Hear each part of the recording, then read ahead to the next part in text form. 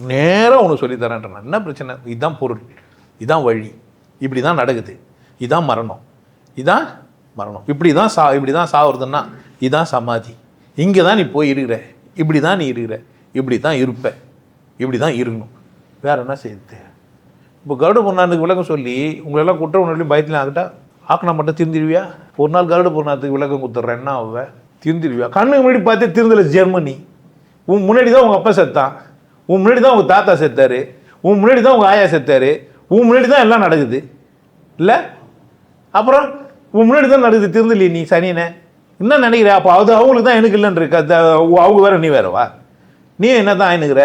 செத்தவன் என்ன தப்பு செஞ்சான் பார்த்தியா? இல்லைன்னா சரி செஞ்சான், என்ன நந்துது அங்கே? கேட்கவே இல்லை. கேட்கணுமா இல்லையா இந்த கேள்வியை? ஏன் கேட்க மாட்டேன்றீங்க? என்ன பிரச்சனை உங்களுக்கு? வாழ்க்கையில் நீங்கள் சராசரி விஷயத்துக்கு கூட காத்துன்னு இருக்கிறதில்ல. காலம் கனியும், காலம் இல்லாமல் எந்த ஒரு கனியும் கனியாது. காலம் கனிந்து கனி வரும். நீ காத்து நிற்க தெரியாதனால என்ன செய்கிறேன்னா கனிந்த காலத்தில் கூட விட்டுடுறேன். அதுனா இதுன்னா அழுகி கீழே வந்து உனக்கு காலம் கனியுது, நீ காத்து நிற்கிற, கடவுள் நினச்சி அழுத, கடவுளை நீ நேசித்த ஒரு குரு உனக்கு கிடைக்கிறான், நீ வர, உனக்கு காலம் கனியுது. கனிந்து கனியை பற்றின விஷயத்தையும் அவன் சொல்கிறான், கேட்கவும் செய்கிற, ஆனால் நடைமுறை பத்தாமல் போகிற. அப்போது உனக்கு கையில் கஷ்டம் என்ன நினச்சிக்கிற?